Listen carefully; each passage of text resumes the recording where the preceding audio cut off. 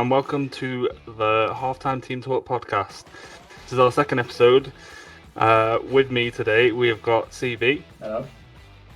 We've got Falvey. Hello. We've got Johnson. Hello. And we've got Fryer. Hello there. It's a bit of a miracle that we've even got to episode 2, to be honest. If you knew our group of friends, organising anything is an absolute nightmare. But yeah, we're going to change it up this week. And we're going to do a bit of a transfer special. We're not really going to go into the games this week. We may reference them, but as far as results and things go, normal service should resume next week. So, where would you guys like to start? Should we talk about United's transfer window? Yeah. I think we've had a decent transfer window from where we started. A few weeks ago, I would have given it thought it had been disastrous when we only had 3 players in. But I still think, again, we once again overpaid for quite a few of our players, which have got in. It doesn't really matter, though, come the end of the season if you sat in 4th place. But I do Who think, have you overpaid for? I think Anthony, definitely. He's not that. He was probably like a £50 million player, really. But I still didn't want to sell him, and they knew we were desperate for him, and it was the end of the transfer window, so we had to pay the premium price. And I like to think, because the Ten Hag wanted him so much, I'm happy to back him, because I think that says a lot. If your manager's already managed him before and rates him highly, I like to think there's a reason for that. It's not like we're buying someone completely new to the manager, if you know what I mean. How long did he play at Ajax? With 2 years. Ten Hag? 2 years. Yeah, so he was there for 2 years. His stats aren't amazing, in fairness, but I think he's creative in terms of how many chances he creates per game, particularly Champions League. And some of his defensive attributes are actually quite good. I think that'd be the only way that the money affects you, like, it's not your money, so who cares? But if it's going to affect you buying other players, which it didn't seem to do, so like, who cares what you spend? Yeah, you like to.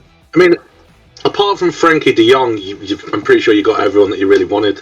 I think. And you would have got Frankie de Jong. I think That wasn't a money issue, though, was it? I think some players. That wasn't. Well, it was a money issue for Frankie de Jong. Yeah. I think some it wasn't players like wanted, a transfer but fee. we think like I do think we're interested in Nunes, but we put all our eggs in one basket for Frankie, and I just don't think we're ready to.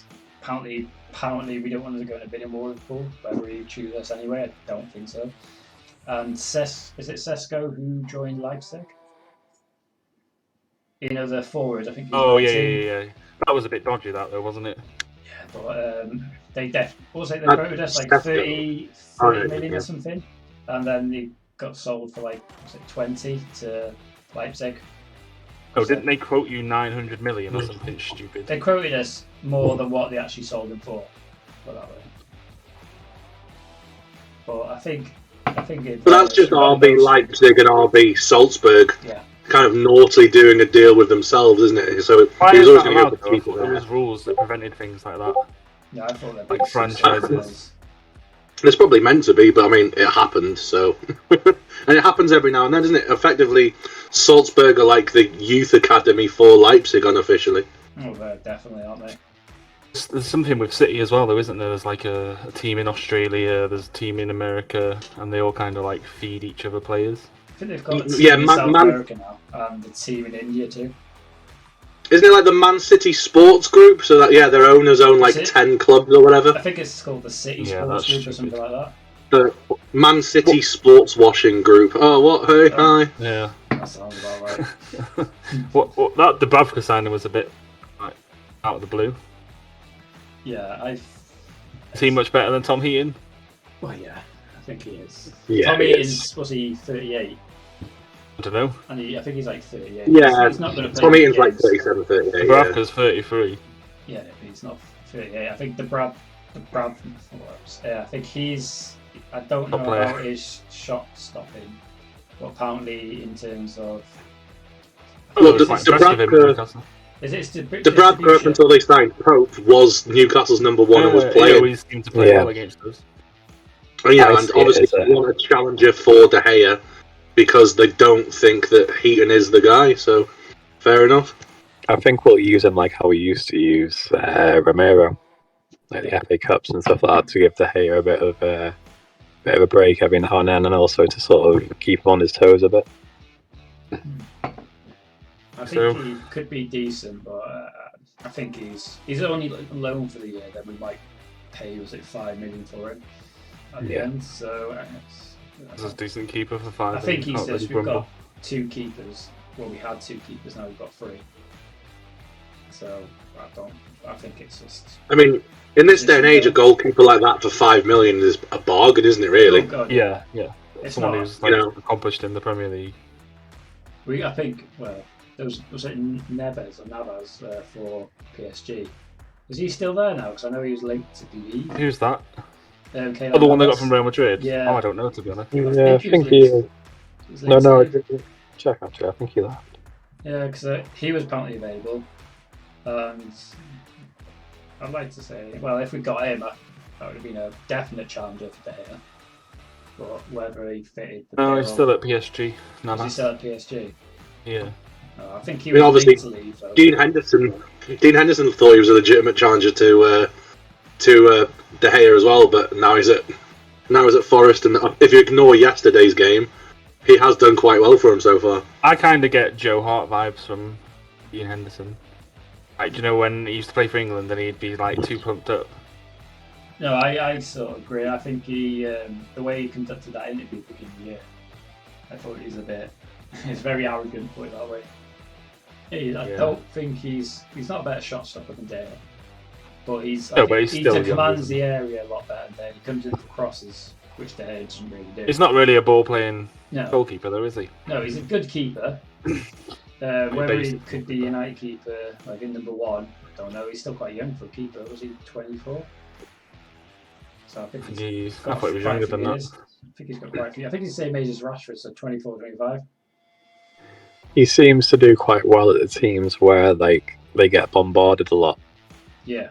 Like with Sheffield United, for example, he's and it's not that United have got a strong defence or he's been used to playing behind a strong defence for us, but I feel like when he's sort of like the main shot stopper, as it were, he thrives under that. But like when he's in a big stadium with lots of people and then might have a quiet 20 minutes or so every now and then, he seems to struggle a little bit. Leicester just scored. Yeah, just as a side, United are playing Leicester in the background, so if someone does go quiet, I apologise. Sorry, who scored? It's Sancho. United. Yeah, who scores now? Sancho. I just took him off. I mean, talking about my team. What was that swear? Nothing. Sorry, I said Leicester scored. Sky Sports News. I find that language atrocious! For me, United's best transfer business this window has been keeping Ronaldo, personally. Getting that fax machine out and turning it off and managing to keep him there. Yeah, I just think I don't know why people I know he's old, but, he's the best footballer in the world. No, I personally think that he... arguably, but yeah, he's one of. I think he will play the bare minimum amount of games and he'll be gone in January. I think the issue for him, though, is whether who comes in for him, because I think I saw... But when does his contract run out? I think he's got a year left, but there's an option to so in January someone can sign him, can't they? Yeah, but there's an option to send for a year. But I think it was Romano said that there's been literally no advance talks of any club for Ronaldo, so it's not even been... I thought Napoli were in for him. Apparently not. But his agent tried to tout him around, hasn't he? But they haven't got any takers. I think Ronaldo probably wanted to leave, but I think he's even now admitted, and he's on obviously the team sheet, or he's on the bench tonight for United. He's obviously staying until at least January. Yeah. I think I'm happy for him to stay because obviously he'll could play a big part of the season. I think he's professional enough not to, throw the dummy out too much from the pitch. Well, you say that, it doesn't take much to kick off, does he? We need that notoriously level-headed Cristiano Ronaldo he kicks off who never throws his dummy out, yeah. No, but I mean, I think apparently rumours are he's on the pitch, behind the scenes, actually in training, he's always does his best, gives 100%, which, if you've got some young, talented players in the team, So I'd like to say maybe Anthony Sancho or even younger players. Having him in the club for another year might be beneficial for them. Whether it might not, but I would like to think it might. Because just having him setting the standards of how to train, what to eat, I think the players should really take note. Really, but whether they do, I don't know. I mean, they've got nutritionists for what to eat. To be honest, I don't think they need an I think before Eric Ten Hag, I think one of the things Eric Ten Hag did when he came in, all the players had their own diet plan, so they had their own chefs to do in their own food. And Ten Hag just went in and said, "No, you're not having it. Everybody's going through the same plan. Everybody's getting the same food from the same cook." Yeah, which I like in a way. Ronaldo, go on, Steve. No, I was about to say I just like how he was just like, no, everybody's going off singing off the same song. No ketchup. Yeah, Ronaldo's not just Ronaldo as in like, oh, he's on the pitch and, you know, now his game's changed, he's just going to get in the box and just score tap-ins. Like, the amount of money he's going to bring in for, like, shirts and all the rest of it, the amount of sort of, you know, help he can give other players and all that. Like, he's been there, he's done everything, he's been everywhere. So, I think keeping him's only, like, a benefit, really. I think if we lost him, we'd be in a bad way, because we've got Rashford up front, which he's not. I think you're overloaded with attackers now. Not centre forwards, unless we just do false nine like City does. But Rashford's not. No one really plays with centre forward though, do they? But Rashford's not. It's not one to. It's like obviously City and Liverpool have brought one in this year, but it's got well for City so far, hasn't it? Well, yeah. What about Casemiro? Like, where does he fit? Well, you've been talking about a ball progressive midfielder all year, like that. No, he 100% is not that. I know you've needed a defensive midfielder, but I'm happy. I think you spent quite a lot again, and it's completely. Didn't understand. Like, I don't know how we managed to get him, but I do. Bit with the money, but dollar bills, y'all. Well, I'm thinking we hadn't signed that. We'd been crying out for DM or quality DM for I don't know how many years, because Matic just didn't have the legs. He only could play like 1 in 3. And even he wasn't guaranteed to play well in that game. So having a DM is something we needed, because Fred just doesn't work. How long is Casemiro going to keep having the legs though at 30 years old? Well, even if we have him for 2 years, I think 2 years, if we start building this team, and if we start looking to the future and say, okay, let's try and look at a quality up-and-coming centre defensive mid. And come in, I'd like to say ideally when Casemiro's there, to learn off him, that'd be good. But football doesn't always happen like that. In some clubs it happens like that, some clubs it doesn't. I think on the next episode that we do, we need to talk Glazers, because you're talking a lot of like good things about the future and things that are happening, and I don't really you can't have it both ways. The Glazers are terrible. I still hate Glazers. It's a bit off the transfers. Yeah, I know, but we're doing the transfers today. But I just want to post a note that we need to. Oh yeah, definitely that can be as sticky to the topic. We discuss Glazers and why United fans hate them so much. And maybe Sam can join us. Hopefully. But yeah. Should we move on to a next team, or just before we move on? I was just going to say about the Casemiro signing. I think most of the sort of the competing teams for the league, or at least the European spaces that United are hoping to compete for again, they've all got a midfielder, or at least someone in the squad who is a bit of a brute, and someone who can like control and almost in a good way strike a bit of fear into the team. You know how like Keane used to do in the golden years for us. And I think Casemiro could potentially be that sort of player, because I feel like United are all a bit too. Casemiro. Maybe, but he is poles apart, mate. But do you know how I mean? How like United are all a bit soft, and they've all got the big egos, and like they're all a bit. That's quite interesting. I think that's how football is now, though. That's quite a show he said that, though, because I actually thought I agree with that in terms of him signing and then Martino signing. I thought both of them are a bit of a brute, ready for challenge. We're going hard, but we've not really had that. We've had Scott McTominay, but he just doesn't have the ability to back it up. But then on one hand, say they go in hard, and then in the next, 10 seconds, they're going down rolling on the floor. Like, football's not like that anymore. But if you think I mean, back, like the one that sort of strikes to me is, remember like the classic Arsenal versus United, I think it was, when Pizzagate. Vieira started No, shouting at Gary Neville, and Roy Keane sort of stuck up for him because it's a bit of a smaller lad in comparison. And I think Casemiro could be that guy who sticks up for the. You see all the memes about how small Martinez is and stuff like that. Like, but if you've got someone big like him, do you know what I mean? It gives that bit of confidence on the pitch. I understand where you're coming from, Fal, because obviously, again, you've like sort of grown up with like these decent players doing that. But I think agree with Fal a little bit. The game's changed now, hasn't it? Players aren't really looking to do that type of thing anymore. Everyone's more concerned about what car they turn up in than like the teammates. Because can you think of anyone in the Premier League now that's even like that? To an extent, I know he doesn't get in the first team all the time, but Jordan Henderson. Yeah, Jordan Henderson, Højbjerg at Spurs is kind of that type of player. Well, I see, correct me if I'm wrong, Liverpool fans, but I thought Fabinho was a bit like that too.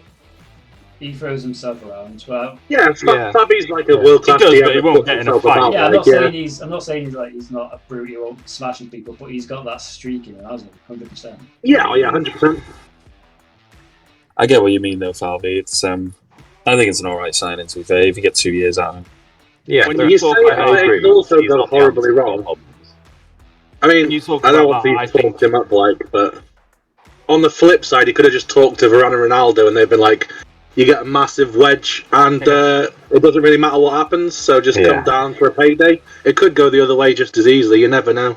Manchester has become the new MLS. It looks like a good signing. I read today that the Premier League has spent more than Serie A, League One, the Liga, and the Bundesliga combined. I saw like the Premier League had spent like over $1 billion or something like that, and then the second was La Liga at 55 million. I saw that too. The classic net spend. That was it. Yeah, 1.7 billion spent by Premier League clubs. I don't know what the net spend was, but that's total spend. When you've got teams mostly coming to the Championship spending 150 million, it's just ridiculous. Anyway, let's move on to another team, because otherwise this is going to be like 5 hours again, and most of it will be about United. Should we do Liverpool next? Yeah. Yay, nay? Yeah, sure. So in terms of Liverpool transfers, there's still one pending, but it should be Artemelo on loan from Juve. It's not confirmed yet, but at least that's a midfielder that we need. But it's definitely the FSG cheap option of no long-term, no proper deal agreed. It's just a loan for the season, no obligation. But at least it's a midfielder, but it's a bargain bucket midfielder. I don't know a lot about Artemelo. I know that he's played for Juve and Barca, but I don't know, does anyone else actually seen him play much? I can't really comment too much on him. I've literally done the modern day football thing of looking up a YouTube video, and he looks very, very similar to Thiago. Which can only be a good thing. Ball. He's good at, like, you can't really press him because he'll go past them. He seems quite good at retaining it. But yeah, I don't know. Is he going to play both of them, or is he just going to use one when one's injured? I don't know. I've not really seen much of him.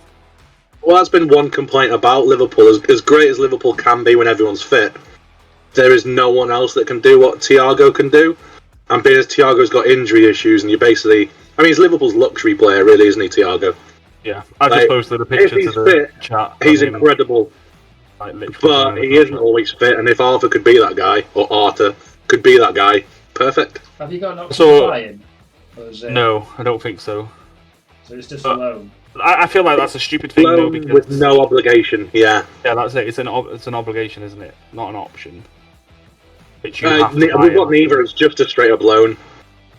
Yeah. But what I mean is, if you want to buy him, can't not buy him just because there's no option to buy. Oh yeah. But it'd just be, we've got no we're not ahead of the queue on him or anything. It's we could potentially obviously bid for him, but so could anyone else. There's no one up on anyone, but. Hopefully that ends up being a good one. It's not confirmed yet, but I'm pretty, he's in Melwood, isn't he? So yeah, it should be pretty much confirmed. Mane is going to leave a big hole. I'm not really sure, to be honest, how Núñez is going to do. I mean, the amount of chances we create, he should do well. Like, it's kind of you go back to the Haaland situation, like you create so many chances. Even if you just take one goal every other game, like that's a good return. But I don't know how that's going to go. Well, obviously, Mane leaves a big hole, but I don't think it was just Mane, because it's Mane and Minamino and Divock Origi have all gone in one window. So we've lost 3 players, but we've signed Darwin Núñez and Fabio Carvalho. So we've got youth and potential, but we've lost 3 and we've only got in 2. So it does look very good. I like the signings that we've made, but you do maybe think we've weakened our squad depth. It reminds me a bit of Coutinho, Carvalho, the way he plays. And he looks like baby Coutinho, doesn't he? Like, yeah, same hair. He's got the iced gem hair. I can't be. I've been impressed when I watched him play. I thought he looks a really good prospect. What was he? Like, yeah, 18, 17. Come off the. Is he like 18, 19? But yeah, he's come off the bench. Is he 20? Oh, he looks like he's about young. 4. To be fair. Yeah. But he's come off the bench a couple of times and done well. It's just a case of when can he push himself and get a starting place. And you'd think, from how he's been the last 2 games, I know it's the derby coming up, but why not play him? I mean, he's looked good both times. Unless you want someone off the bench. To be honest. You've got to be careful with players like that. You don't want to put them in, rush them in too much. I think. From the way. I think Klopp might be doing it the best way, introducing little bits and give him a bit of game time, get him used to it, and then gradually play more. The way teams are playing at the same time, they just seem to be like trying to annoy us from the first whistle. I don't think I'd risk him in that game, to be honest. But then, would you say the same about Darwin? I mean, as great as he looks and could score a goal, he's obviously hot-headed because he's prone to nutting someone as well. Like, well, that's what I mean. I wouldn't risk Carvalho. I wouldn't Carvalho risk in that game. Or Núñez. I don't mind Carvalho. He doesn't seem to be like a hothead, but no. But yeah, Núñez is nice because you just don't know what's going to happen. He could score a hat trick or he could get sent off. It's. I mean, he's definitely eager and keen. Like, did anyone see the video of him like celebrating? He was like standing on the chair last night when Liverpool scored the winner. Did you see Matip as well? It sounds very South American. Yeah. Very either scores a goal or gets sent off. Sounds very South American. He's very Uruguayan. You just got to hope that he doesn't start biting people. And that's the main thing, I suppose. Have you seen anything on that Calvin Ramsey, Johnson? I've not seen much about him, but didn't he win like? I know it's the Scottish League, but I'm sure he won young player of the year for Aberdeen last year. So it's a young backup at least, but you know the step up to being and potentially playing games instead of Trent probably isn't there. I know he's been injured throughout pre-season, but considering Trent at the moment's dropping clangers, maybe he should be given a chance. When they changed the sub rule to 5 subs, Pep Lijnders said it will allow us to play with the same intensity all game, and I've noticed that Tsimikas has come on a lot of times. So maybe that is the plan. Like you run Robertson and Trent into the ground for an hour, and then bring on the other 2. I don't know. I mean, it's a big shout giving Calvin Ramsey that opportunity, but I mean that's he ultimately has been brought in as the backup right back. You'd think. I don't get all this like when CB was talking about Garner, it was Gardner. I don't know what his name is. But how old is he? He's 21, 22. Like, that is quite old in football. It's not quite old, but if he was good enough, he'd be playing now. He's not good enough, otherwise he'd be playing. Well, yeah, going back to United, the fact that they've let him go suggests that they obviously are happy to get the money in, or just didn't rate him. Because that's why he obviously couldn't get out of the whole McFred scenario until you've bought other players since. So, as good as he was meant to be, he obviously wasn't deemed at the Man United level. I think the manager had an eye on some other United youngsters, which he thought, I'd rather these. I won't go into it because it's not United, but I think that's just for these youngsters. I want to work with these ones.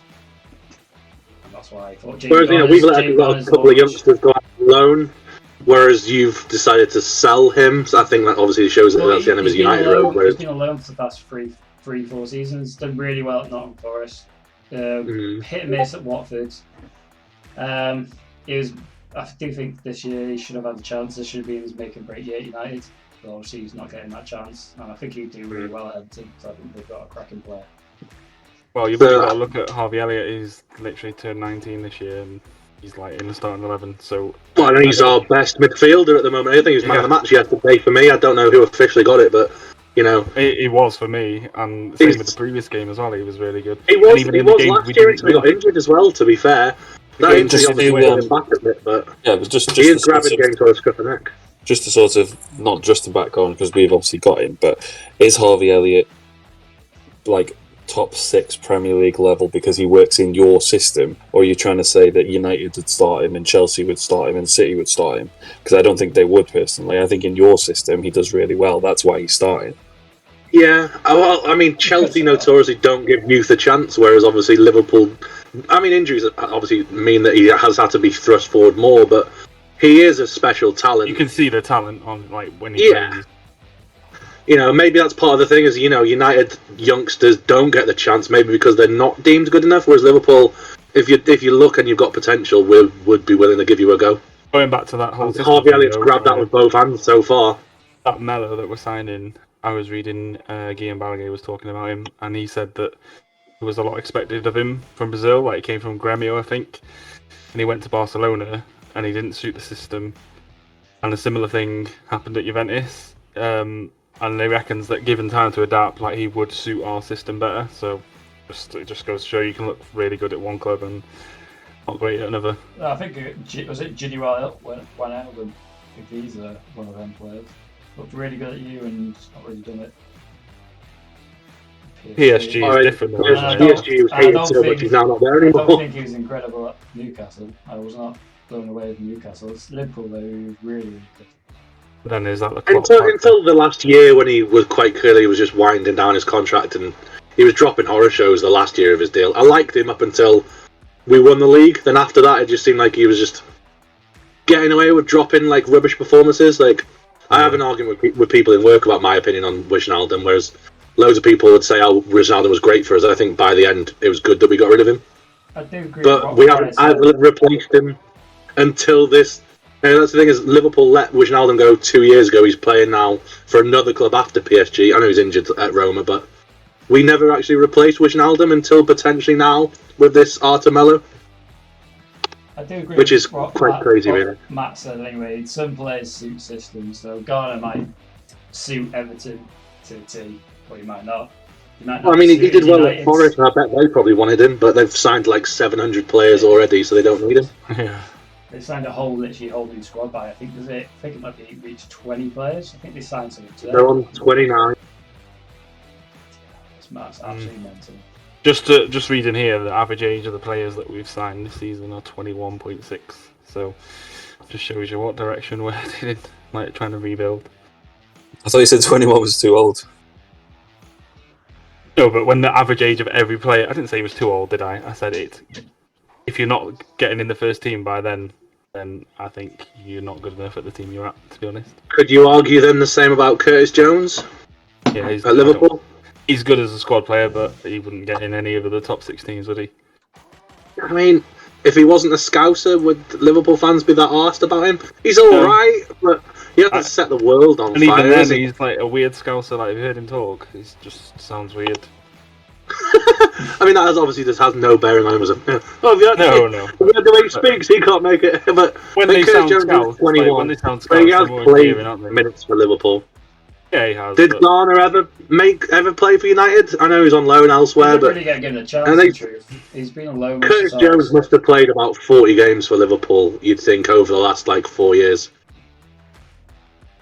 Again, maybe injuries are a thing with that as well, but he has played for Liverpool, but he definitely looks like a squad player. You know, I don't think, unlike Harvey Elliott, he doesn't look like he's going to reach his potential or grab his opportunities, if you know what I mean. Yeah, true. Should we move on to Everton? I think they've actually had a really good window. Just before we do that, just as like a sort of summary, do you guys think you've had a good transfer window then, or a bad one? I think it's been okay. I wouldn't say it's been amazing. It hasn't been terrible. We started the transfer window wanting the midfielder because Chouameni had a medical with us, and we kind of decided to go to Madrid. Yeah.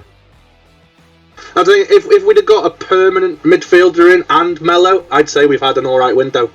but because it's an okay one, because I don't think we've properly addressed what we needed. We've just kind of pushed it down the line. Are you not stepping for De Jong?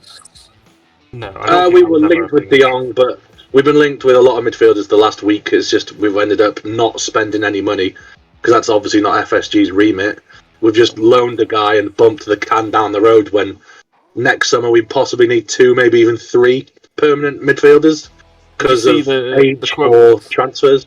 From Klopp, where he said that he would like to take more risks in the transfer market. Well, yeah.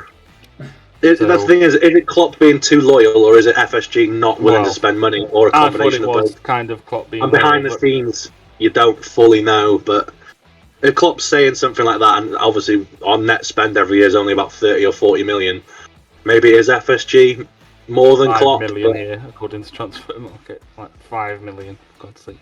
So yeah, should we move on to Everton then? Like I said, I think they've had a really good window. Signed Neil Mapai, Tarkowski, Connor Cody, Idrissa Gueye. Like, that's 4 really good players. Yeah, really happy with Idrissa Gueye coming back. He's one of my favourite players when we had him. He's just a solid, like, all-rounder. Kind of just gets the job done. Kind of what obviously we wanted Alan to be, but he's too injury prone at the minute. What does everyone think of Mopai, by the way? How old is Alan? No. Oh, sorry. Wait. Yeah. Check for me. What does everyone think of Mopai, by the way? Because I think it's a really good signing personally. If you get anyone from, there's a striker or centre forward from, played in the Premier League. Flashes.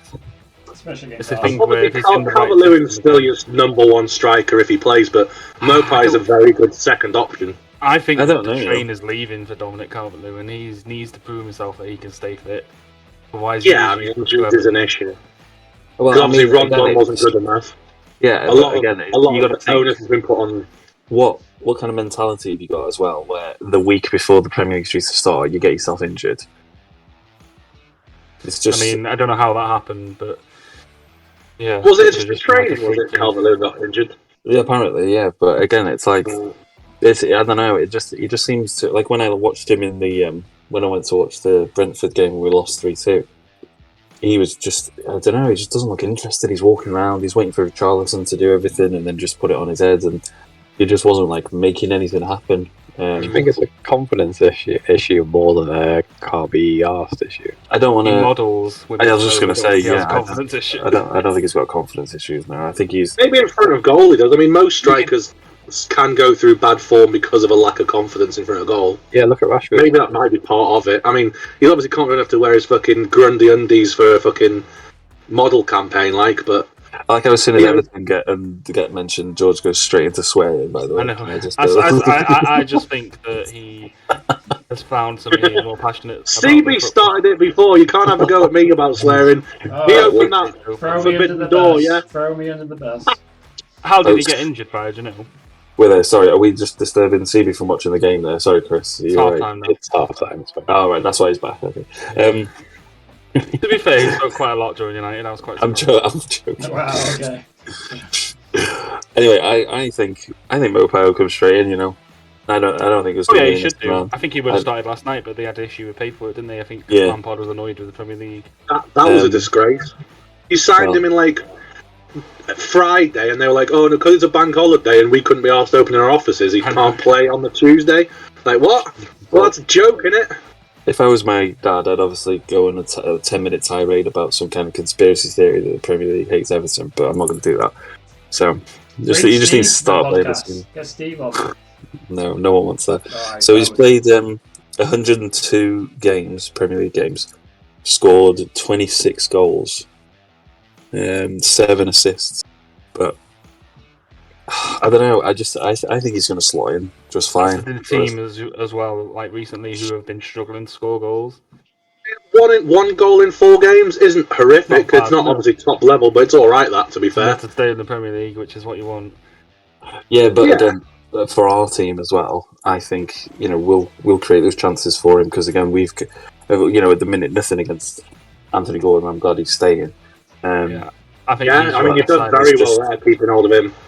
Yeah, well, I'm just. It's kind really of. good. It's nice to see, to be honest. It makes a change of pace where, a top 6 team comes in and just like steals your fucking. Oh, and see, I'm swearing now. Steals your youth prospect. He opened the gates, man. He opened the gates for this. Do you know how Dominic Calvert-Lewin got injured? Is that public knowledge? I think I had it somewhere. I've forgotten. I think I don't want to say an injury and get it wrong, but I'm sure it's nothing like major. But his man bag held him down and he did his hammy. Yeah, I think that's what it was. Do you remember when? I think it was the 2002 World Cup when Santiago Canizares, remember that goalie for Spain with the blonde hair? He dropped a bottle of aftershave on his foot and missed the World Cup. That's what I mean. It's I don't know. I just feel like he's not all there, and I don't know why. Maybe he was looking to get a transfer. Maybe that's why. Weren't Arsenal linked with him? So maybe his head got turned. When he was playing well, yeah. And then he's just stopped, and then he just hasn't come back really. But I mean, obviously you lost Richarlison, and you have signed a striker in more pace. So I think you've done all right. Like you said at the start. And obviously that's just going forward. I think you've massively improved defensively. Tarkowski and Cody 100% improves your defence. I think you've quietly done business really well without being like, oh wow, look at Everton doing. I think you've done it really well. Yeah, I don't think you spent much money doing it either.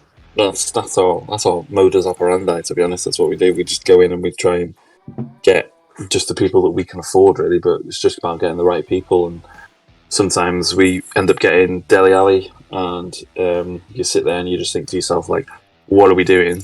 Why have we got this? Absolutely. Yeah. I think I mentioned it on the last pod. I think I can see wwhy you went for Dele Alli. It just didn't work out. I hated it. It was even when we got Delph. It was the same when we got Delph as well. There's Luke was really like ecstatic. I was like, no, we've literally got someone at the end of their career, and they don't. He's not there. That's why they're getting rid of him. If he was a half decent player, they would keep him on the bench, but he's not. It's kind of like Everton back in the day. It was like the Man United retirement home, wasn't it, for Everton a little bit? Well, no, I think we got a few. We got a few decent players off United. To be fair, but it was players at the end of their career, kind of like you were saying. But I mean, Phil Jones was your captain and did play for a while, but it always seemed like players on the downturn go to Everton because they'll do kind of thing. Is that kind of what you mean? Yeah, we've done that quite a lot. Yeah, so what we'll do is we tend to have a team, like a mixture of people that we've brought up through our system, and then a mixture of people who are at the end of their career and we're desperate for filling out positions, and then you've got this team of both extremes with like the inexperienced and like the people that aren't up for, who don't have that pace and stamina anymore. So it's nice to kind of see we're kind of just like folding it a bit more together now. I think we've done really well keeping Gordon. I thought that's your best signing, to be honest. He looks like he's going to be a world beater.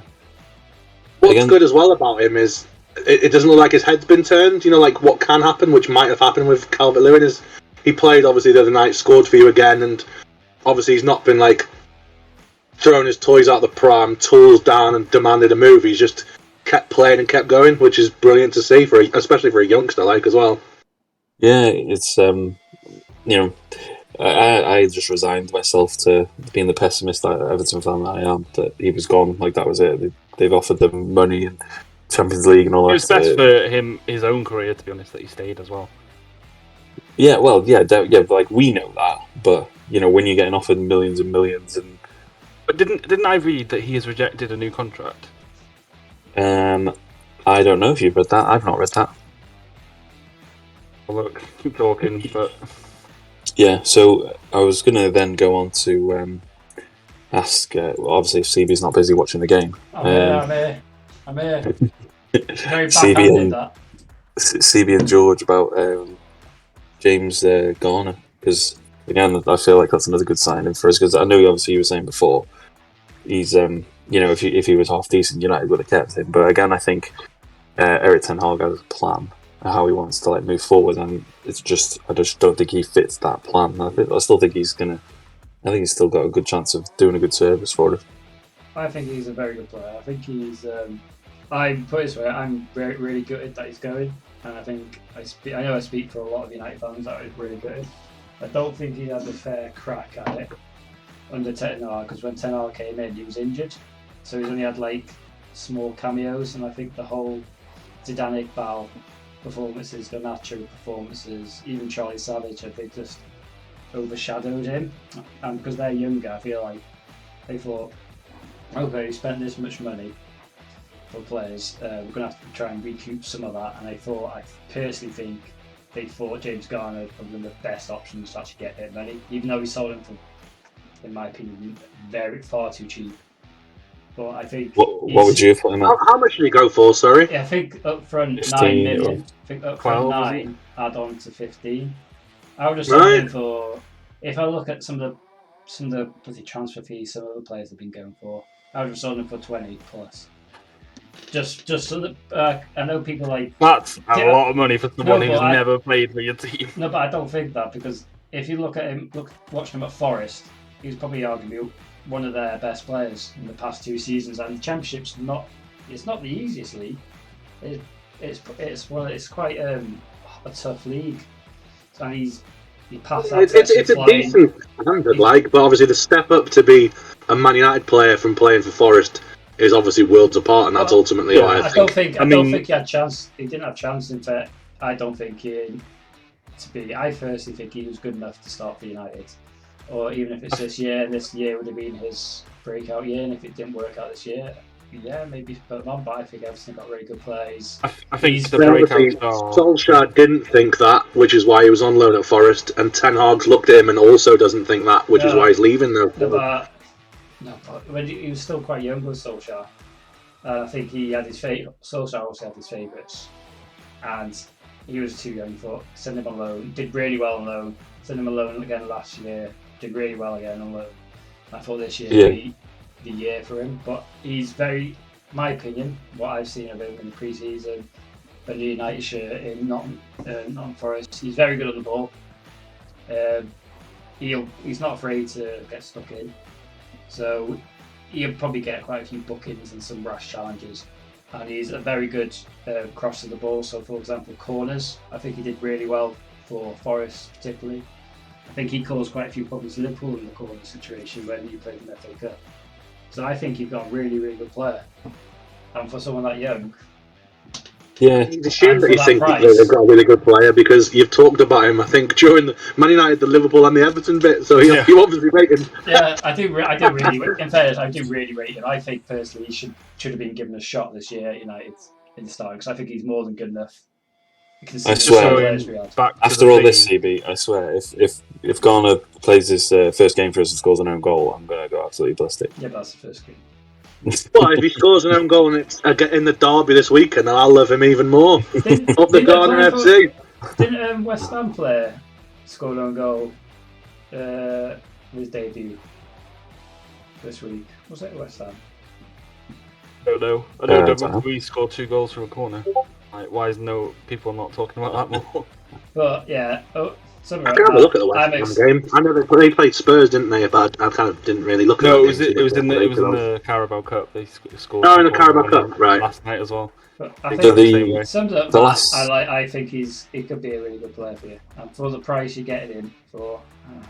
I think the price is about right. I would say that the breakout star for Forest last year was like Jed Spence, and he went for like 20 million.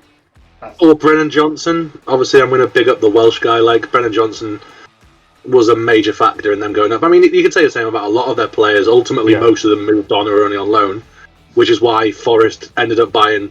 As we speak, 20 players. By the end of this podcast, it could be about 26 players. Who knows? Because they have gone crazy in this window. Yeah, they have. They needed to, though. So I know I've just randomly started talking about Forest. They did need to, because they had a lot of players on loan, from what I understand. And, yeah, exactly. Like when they leave, you're going to have to replace them, aren't you? So, but yeah, should we move on to Chelsea next, or has anyone got anything else they want to say? Well, just one final thing for us is the bid that we've made today for Blackburn's Ben Diaz. I said you should sign him in the first episode. Quite good for you. Yeah, Fulham are in for him as well. At the minute, it doesn't say. It's just we're trying to trump Fulham, it says. But the expected price is going to be around 30 million. I mean, he's done well for Blackburn, so much so that he's actually playing for Chile. So it suggests that he is pretty good and probably needs a bigger move. So again, it makes sense. You know, swelling your attacking options so you don't have to play Rondon anymore is always good. Yeah. Again, he's young, isn't he? Not good. So just be careful when you mention that name to me again, please. They do run, they do run. I've got a Baggies fan in work who still loves him because he was obviously all right for them, but it probably just makes you shudder. I can't. Again, that type of signing is just epitomises how desperate we are at times to fill positions. We're desperate though. You odds on to go down. No, I know, but imagine that your odds on to go down if you sign Rombo. It's just and Dele Alli, it just doesn't, because they were cheap. I think this. You're on the balance the books thing at the. Yeah. I mean, if you hadn't sold Richard, then you wouldn't be getting these players in, I suppose, because you get about 60 million for Richarlison. You've probably spent about that, so you've kind of not, you've had like a nice. I think it's been about break even. Yeah, well, just gave us only 9 million as well, which I think is a bargain. You have spent 11.5 million. Oh, so that's pretty good. When you've got a brand new stadium in the works. Yeah, which is obviously in the works. Yeah. That's everything for me, by the way. Just to let you guys know, there's been an update on Sky Sports 10 minutes ago to say that Arthur Melo appears to be one step away from being confirmed as a Liverpool player. If you take a close look at his Twitter bio, it says that he is now based in Liverpool, England, as he also posted a farewell message to Juventus fans. Oh, nice. Sounds that confirms. I mean, if that had fallen through, then we'd have been on our arse, so thank God that's fine. And the medical's gone all right. But the funny thing about medicals actually is it possible to fail a medical anymore? Because I remember when Liverpool signed Aquilani and he had a broken ankle, and he passed the medical. Well, how do you pass a medical when you've only got one foot? Didn't we, where they failed it? Nabil Fekir, who I was thinking about today, actually, I don't know why, and Loic Remy. Yeah, because there was even a video about Nabil Fekir that's obviously got deleted. Well, I thought Liverpool medicals were just to test if you had asthma, and if you didn't have asthma, they didn't sign you. No, what they did is you haven't got asthma, they just bring out the inhalers. Yeah, supply. But yeah, do you remember Loic Remy? Apparently he had a problem with his heart. Oh, right. From Chelsea, but yeah. Yeah, actually, yeah. I was well excited. So there has been a few instances, but generally speaking, I go back about Aquilani, but he passed the Liverpool medical with a broken ankle. And I was like, how did he even pass we want to sign him because he's good? Like before I know we're talking about a player that probably retired 5 years ago and never any did him. I always thought Aquilani could had that potential to be good. It just never really worked out. I was always like, but that's another day. That's for another day. Right, let's move on to Chelsea. I was reading today, Gary Neville he's been going in on their owner, hasn't he? Like saying that they're just using the scattergun approach, but they've lost like 3 defenders that needed replacing, like big defenders like Christensen, Rudiger. They needed replacing, and they've obviously bought Koulibaly and Fofana, which has gone through today. So they're just replacing what they needed. They tried to get Gvardiol. They're after got Gvardiol as well, weren't they, in the Bundesliga? They signed a new deal. Yeah. Was it 90 million they wanted him for, or they were quoted for, and then he signed a new deal? But then, yeah. Obviously, the Sterling signing will be a good signing. I'm not really sure on Fofana and Cucurella how good they're going to be for the price they've laid out for them. They're young. They consistently play in the Premier League, and being as they need to obviously, like you said, like the amount of players that they've lost in the window, and they were still relying on a 38-year-old Thiago Silva. That they've spent a lot of money. Don't get me wrong, and it does look scattergun just how much they're spending. But you can understand it. Koulibaly has been a very, very good centre back. Cucurella, I'm pretty sure won Brighton Player of the Year last year. Yeah. Wesley Fofana, obviously Leicester rate. What was the name of the guy from Villa as well? Chukwuemeka, or whatever his name was. He's another youngster that they've got. So they've spent a lot of money with the new owner, but you can kind of make sense on a lot of it. And yet, the glaring omission at Chelsea is a lack of centre forward. Well, they're looking to sign Aubameyang, and looks like I think that's going through, Alonso's going away. So Alonso looks like he's going to Barca. Aubameyang's coming the way. And 6 million. Yeah. So they're losing another fullback. Apparently, the reason that didn't go through so soon was Barca wanted 10 million for him. Like, they got him 6 months ago for free. He's not done very well, and then they wanted 10 million for him. Like, that's not how it works. I don't think he's done that bad. He scored quite a few goals for Barcelona. But Barcelona, the amount of expenditure they've got, they're just like, we need some kind of money in. How many levers can they pull to, like, how much of their soul can they sell? They're like, oh yeah, 100 million for, like this etching of Messi made out of our tears. Like, how much money have they got to try and recoup from how much they've spent despite apparently being bankrupt? Well, if I want, I can do my wedding there because they do weddings at the Camp Nou. So. You mean the Spotify? I'm pretty sure that's going to get vetoed, mate. I wouldn't write that one down. Isn't it the Spotify arena? Yeah, now? Spotify now, but it's still going to be Camp Nou for me. They've spent they've spent 240 million and had income of 39.96, so like 200 million. Chelsea always spent. Have Chelsea the only team that spent more than United? Not to do like a Glazers dig again, but Forest, Chelsea. Sorry. United are 200, aren't they? Chelsea, I think, spent the most. Then maybe United. Then maybe someone like Forest and West Ham. So I mean, they've spent their money. And they were trying to add another 50 million for Gordon on top. Yeah, they obviously put in. Well, was it 65 or whatever they also put in for him? But is Aubameyang the answer for Chelsea? I mean, he downed tools at the end of Arsenal. He's 33, so he's a short-term solution. Yeah, I think. And down tools. Apparently, hasn't he got a broken jaw or something? Didn't he get like burgled the other day or something? I think he's not going to be playing for a few weeks. I think Chelsea actually went back to Barca and goes, is he alright? Can we sign him? Will he fail his medical with a broken jaw? Yeah. The Aubameyang signing reminds me of like United getting Cavani, and it's just like we need someone, and it's like we're just gonna go with. We'll just get someone now and sort it in January or next. Who's the so-called best player we can probably get right now? Who's easily obtainable? That's probably what it. Who's actually a striker and not Kai Havertz trying to fulfill that role? Yeah. But I think the glaring problem with Chelsea though, they don't really create that many chances really this year. It seemed like.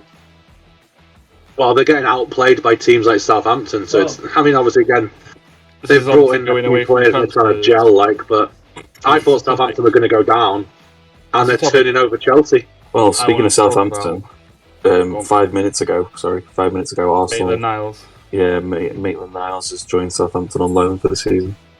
Yeah, just going back to Chelsea, it's a topic I want to talk about, but I honestly don't think Thomas Tuchel is that good of a coach.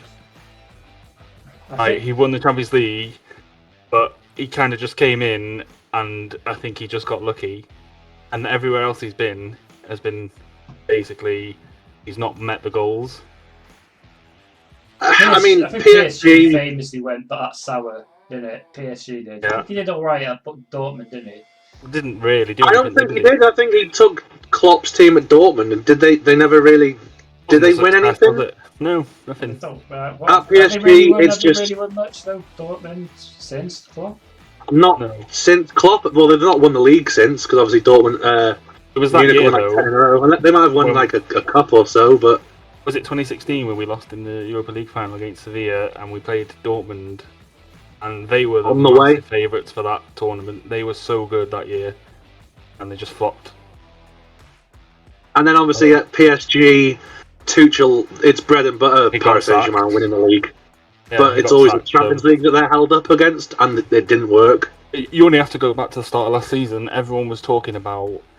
Oh yeah, Chelsea have got Lukaku now as the final piece in the jigsaw, and they were talking about Tuchel being up there with Klopp and Pep, and how it's going to be a 3-horse title race, and they were like 20 points behind. Matt.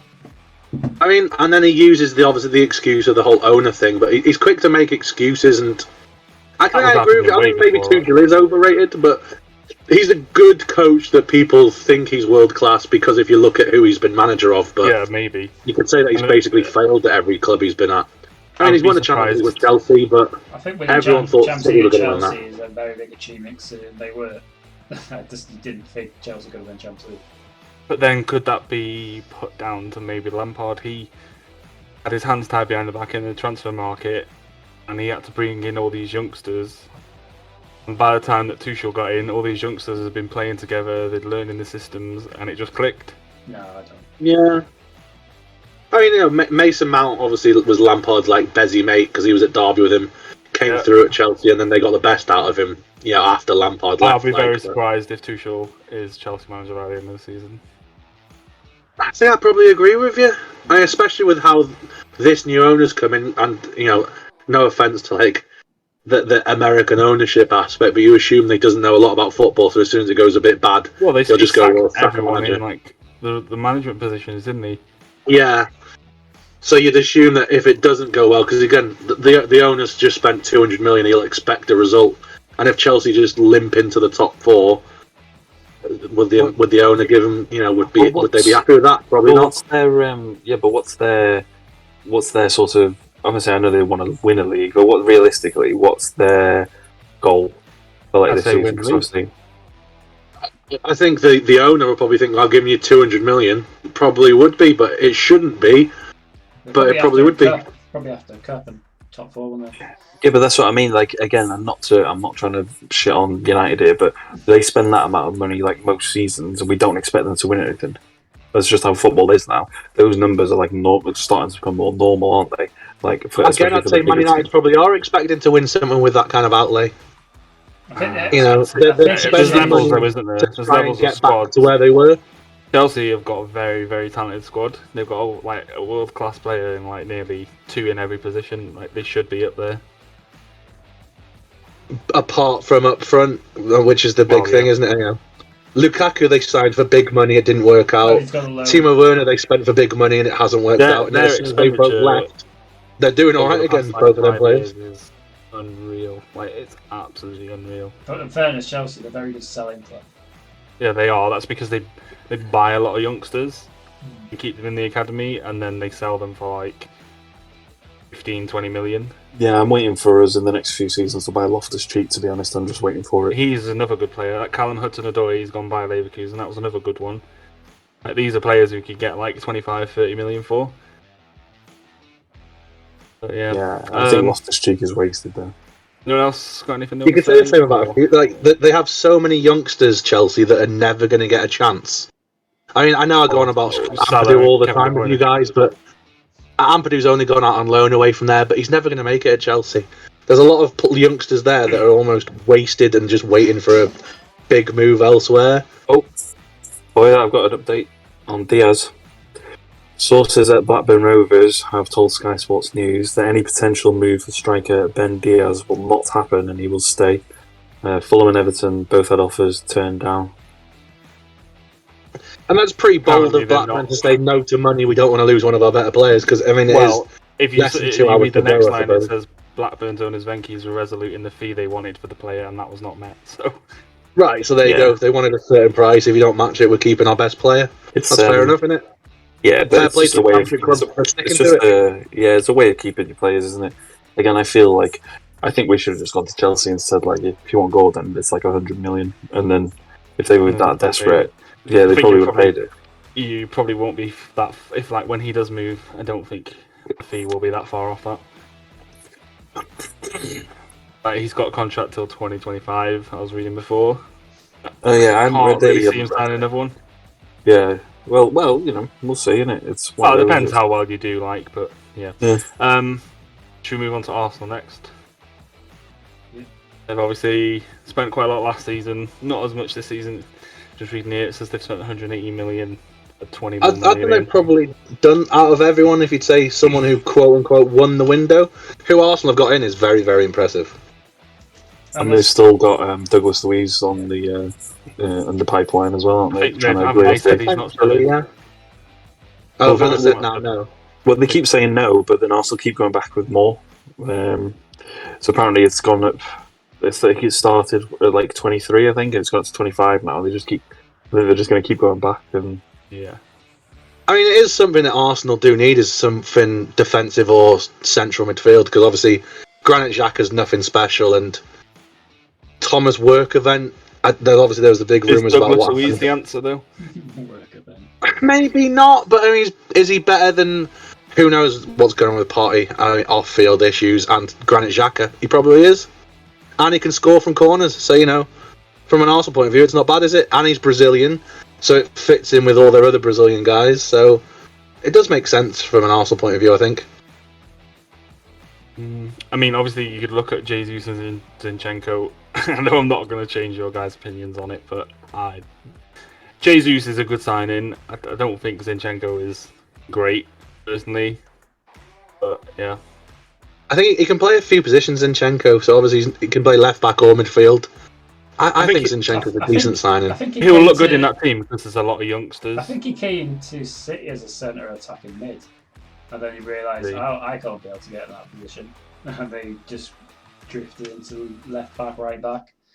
The one thing, when we played City in the past, they're always dead tense games and they're horrible to watch. I was never worried when Jesus was on the ball.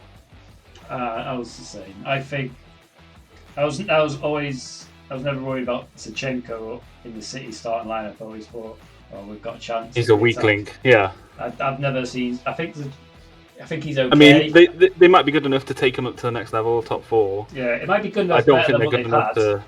Yeah, I don't. Well, if they get top 4, that's a successful season for Arsenal, though, isn't it? But surely that's what they're trying to do. It is. I think they've done really well in the window for sure. I don't really rate Zinchenko as a player, thinking, he's a world beater, but was he better than what they had? Yeah, probably.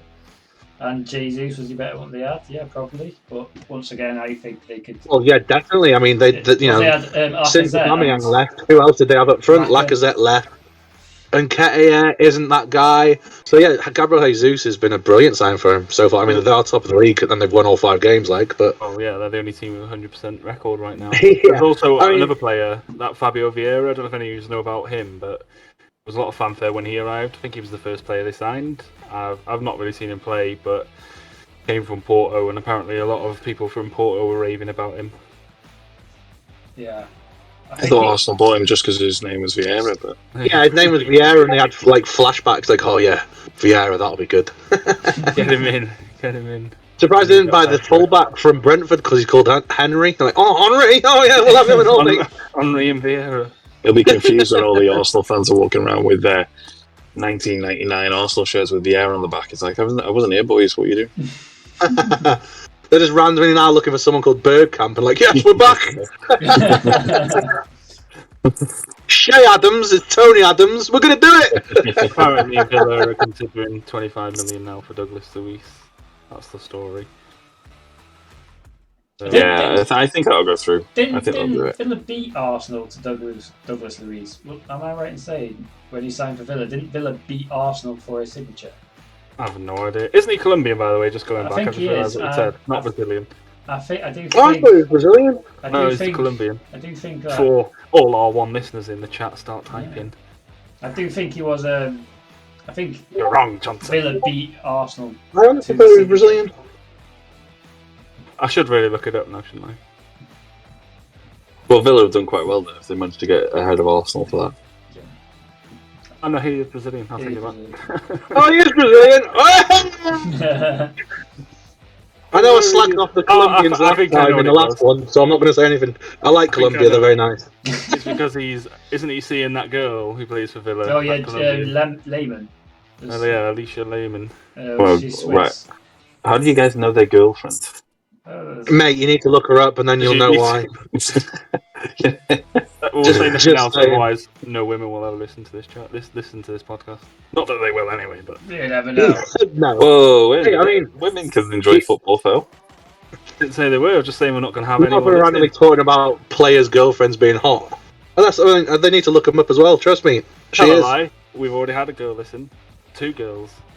Kirsty listened for 5 seconds, and 5 seconds. And then Phoebe swore, and she was like, "I'm not listening to this filth."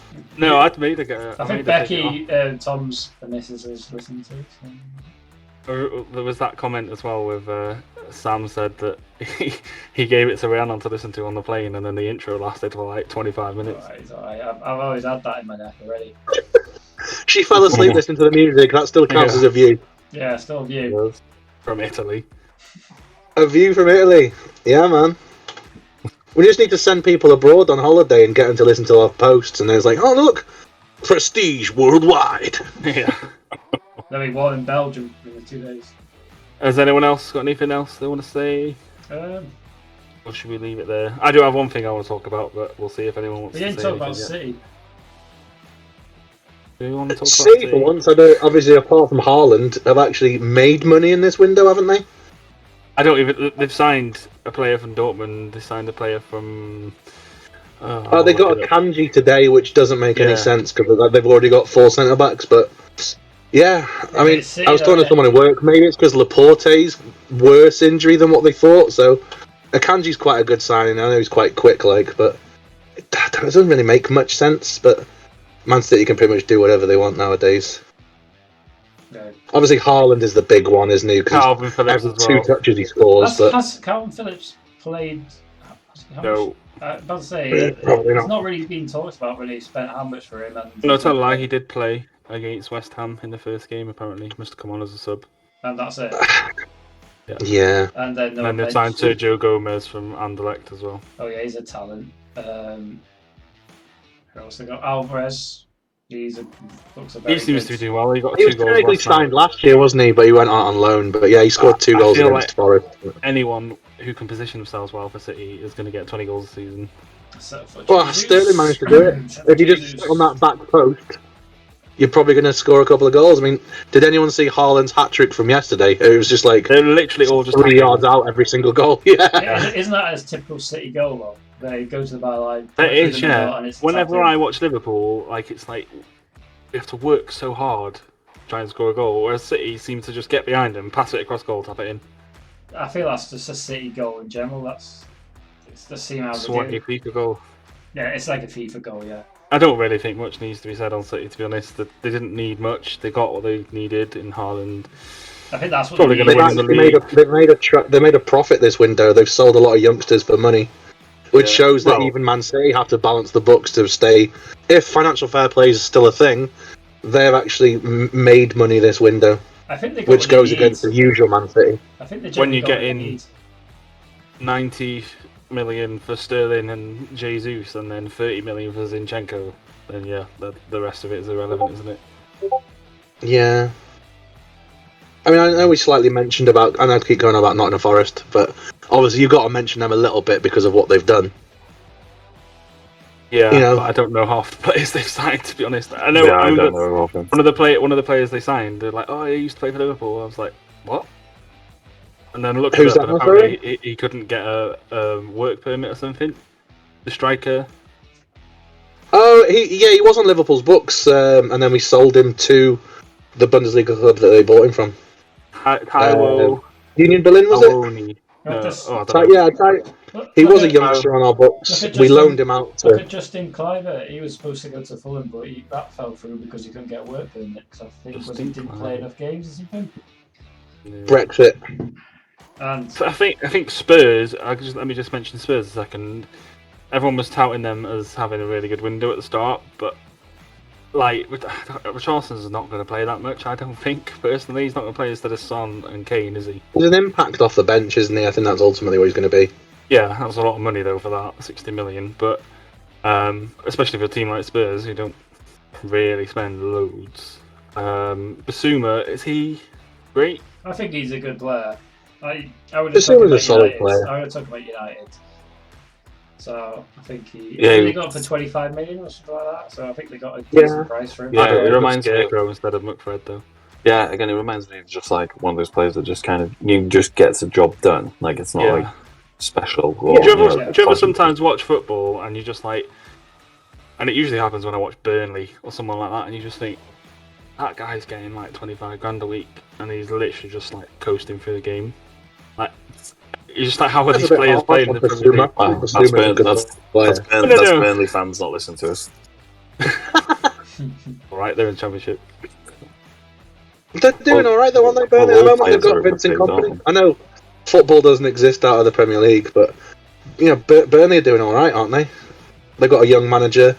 They're obviously having to readjust now, being in the Championship, but they're pretty much going to be one of the big dogs in that league. I don't really think what Fel was trying to say was like, you look at players who just walk around on big bucks. I think that's what you're trying to say, wasn't it? Yeah. Rather than attacking Burnley. I wasn't. I was just saying, like, you see sometimes like players who are not great and are like playing in the Premier League, and you're just like, how are you there? Phil Jones. Like, you must have got really lucky. But he was good before he went to United. I think he was. Phil Phil okay. Jones was all right. He was. Okay, he got thrust in last year when Man United were struggling, and you almost felt sorry for Phil Jones because he quite clearly wasn't match fit, but at least he was trying. He could get man of the match that game. Didn't he play against Liverpool? He played against Liverpool. He did, yeah. He got man of the match, I'm sure he did. I don't think he did that. I think he was one of our better players, ironically, and we got battered. I think there was a bit of a spat between him and Rio Ferdinand, wasn't there? Because he signed a new contract or something along those lines, and Rio Ferdinand came out on his podcast and he was like, you stopping a young player playing here? And he was like, well, this is my job. Because of this job, I can't earn money because I've wrecked my body. So why should I not take the money to pay for to feed my family? But the thing is, ultimately, players are on silly wages because the clubs have offered it. The players aren't just going to, the players aren't going to say no. If would you like to stop a new deal? Nah, mate, I'm all right. Yeah, the part of that equation that you have to remember is that Rio Ferdinand's an idiot. So yeah, well, that's Rio Ferdinand not listening to us ever. I was looking forward to his view. Discuss it. Yeah, feel free to come on and discuss how much of an idiot you are. One-on-one with Matt. Does Jed Spence play? Has he played yet? I want to say no, but he might well have. Because Perisic hasn't played all the games, has he? So he's a good signing. Getting on a bit, but you would take him on a free. Right, just before we end, should we do who you think is the signing of the window? And obviously, let's take Haaland out of the equation because he's the obvious. He's the obvious that I was just going to say. So, should we start with Johnson? Oh, don't start with me. I was there thinking. Like, we start with. I'll go with mine first. I've got two. Right. I would go with Connor Cody at Everton or Sterling. I would go with. I think the obvious answer everyone is probably going to go with now is Jesus. But like I said before with him, I think there's a reason City let him go to buy another striker. So, yeah. Are you basing this on performances now, or can you say if someone who you think will be the sign? No, who I think over the course of by the end of the season will turn out to be a really good signing. I think Sterling is a no-brainer for 50 million. He went for that 5 years ago, and contract money's gone up so high in terms of transfer fees. So 50 million for him is a bit of a bargain. Probably Cody is not the best signing, but I did want to mention him because I think he will be a really good signing for Everton because he's just a leader. I think he's a very, very good signing for Everton. Yeah, and I don't know, did they even pay anything for him? No, he's only on loan, isn't he? Is he? Right, okay. I don't know why Wolves let him go, but yeah. Are you ready to pick yours, Johnson, or are you still thinking? I'm still I think Fryer was ready. Because you're not saying Gabriel Jesus, but I think that is a very, very good signing for him. I mean, the fact that you would say not Gabriel Jesus, it makes no sense to me. He's easily, I think, the best one. I think apart from Haaland. Everyone's expecting Jesus. Well, yeah, but that's because it's the reason you say Haaland as well. It's because they are good signings. He's exactly what Arsenal needed, and you can see in these games that all right, you might not be scoring or getting assists, but if you watch him in the games, he's getting the ball and he's so confident at the minute, and he's just moving the ball forward, and he's just moving it around. They do all look to him, don't they? They've got such a young team. He's kind of that transfer makes so much sense. Yeah, it makes so much sense for them to have gone for him. Okay, you have Jesus then. I think, personally, I know one that people might not mention that I think could be an amazing signing is that Isaac for Newcastle. Oh, you bloody beat me to it. That's what I was going to say. That's what you were going to say. Yeah, You've been watching United and you haven't even been thinking. No, that's generally what I said. I'll keep quiet and I'll mention it. I'll be, let's see what he thinks. But He did look good yesterday. He was a whisker away from having 2 goals, and they were both really good. He was a kneecap away from a second goal. Yeah. To be fair, But, if I was 60 million might be a lot, but he's only 23. He's got the potential to get better. I think that's a brilliant Newcastle signing that could be amazing for him in the future. His offside goal last night was as an opposition fan. He sat down someone, went past another one, and then slotted it away. It was Robertson and Gomez he went past. But that offside goal, as an opposition fan, when it happens to you, you're like when the goal happens against you, you're like, nah, facts, offside that. But then when it happens to you, as like it's your team, you're like, oh, for God's sake, like the rules are stupid. He's like kneecap here is offside. Those are like VAR offsides, I call them, where normally back in the day that would just be a goal. I think Everton had it as well. Who was it who scored for Everton and it was offside? Literally the other day, was it Gray when he was through? Yeah, it was against Leeds. Yeah. We had one earlier this season as well. I remember like Lukaku in the cup final against them last year. Back in the day, they'd just be goals, whereas VAR now is like, no, he's offside by like a toenail. I do think they need to. I think it needs to go on feet personally.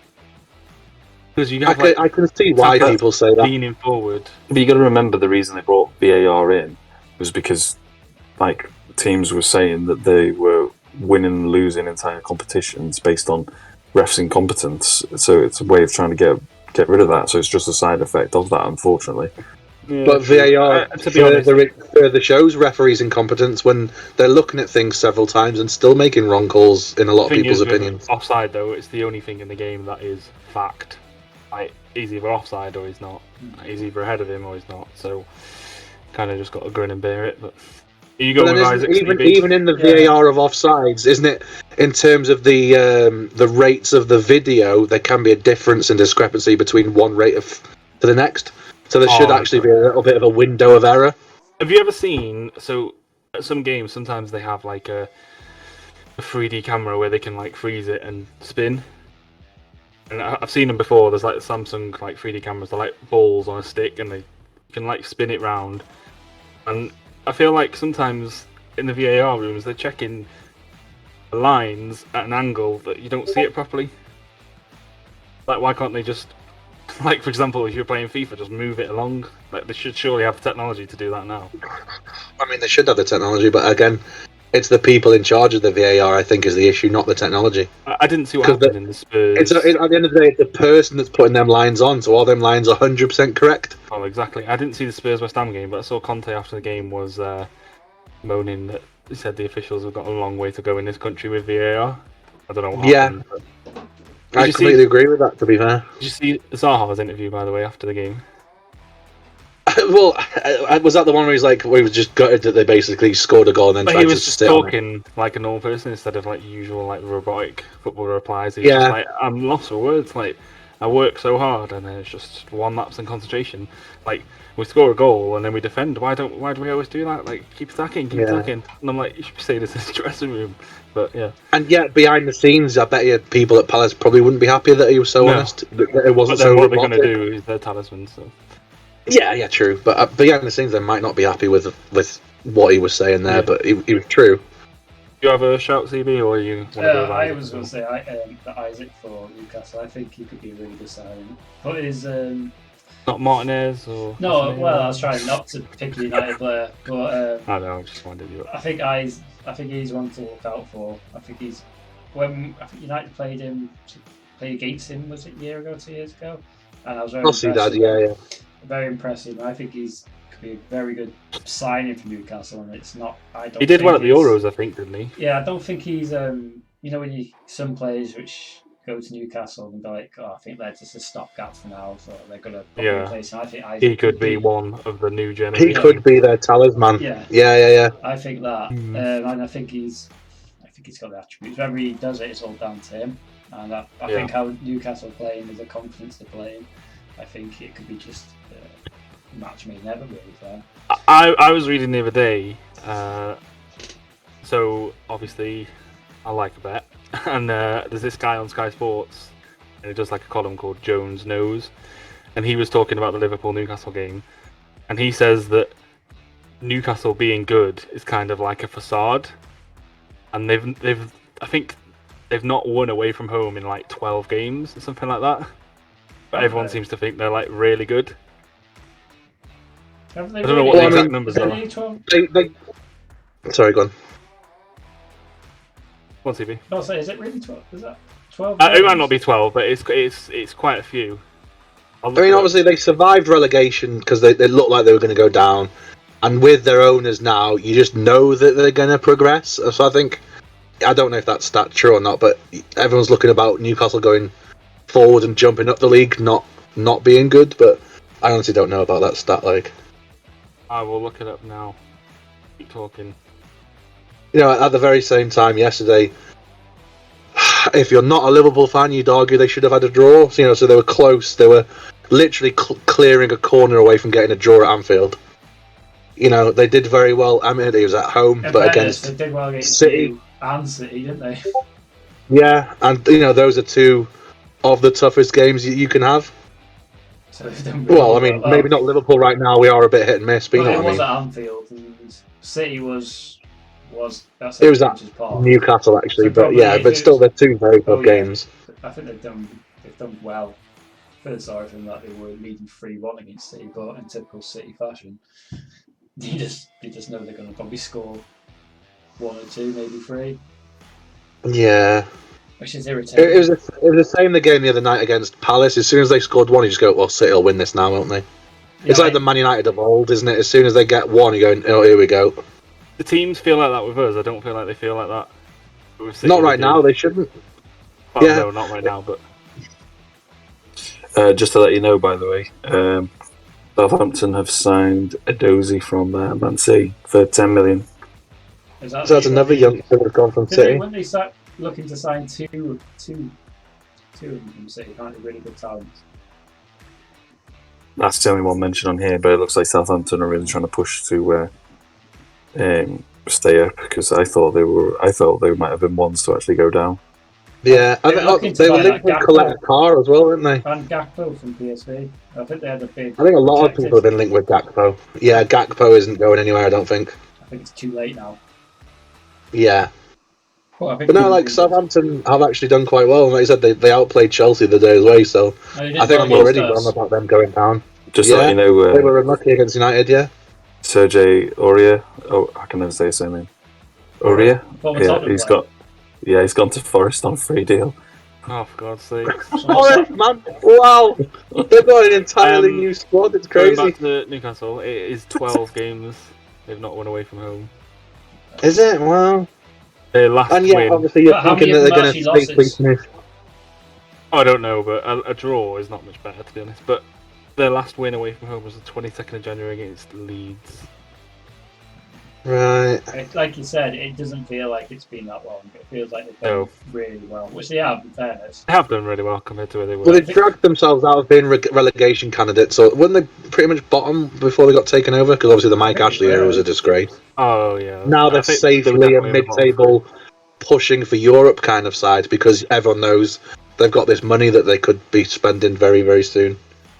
Definitely. In fact, already are in Isaac. Like the best of the rest out of the top 6, but... We shall see. It's been a bit of a crazy season so far. But anyone else got anything they want to talk about before we end it? I think we've talked pretty good. I can't think of anything else glaring. So going forward, I don't know if it's going to happen this week. You're not all here Monday or Tuesday, are you, CV? No. I'm back Wednesday. Right. So going forward, I do want to try and do 2 a week, but make them kind of short, just to cover midweek games and weekend games. Not sure if it will happen this week, and I may just stick to the 1. But yeah, going forward, that's the plan. But if there's nothing else to add, then yeah. Just as your final thing, then, just before we go, Sky Sports News just updated. Apparently, I have signed for Nottingham Forest, so just let you guys know. Oh, congratulations! That was this week's joke. No more loose structures. But yeah. Yeah, I can play for Forest.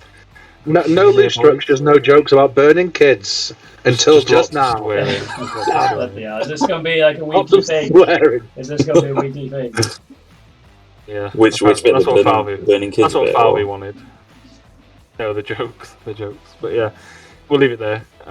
Thanks for being here, guys. But yeah, it was fun. Cheers. Bye. Have a good night.